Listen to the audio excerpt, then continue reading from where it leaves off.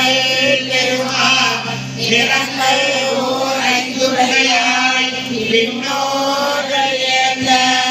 மறைந்திருந்தாய் எம்பெருமான் வல்வினையே தன்னை மறைந்திட முடிய மாய இருளை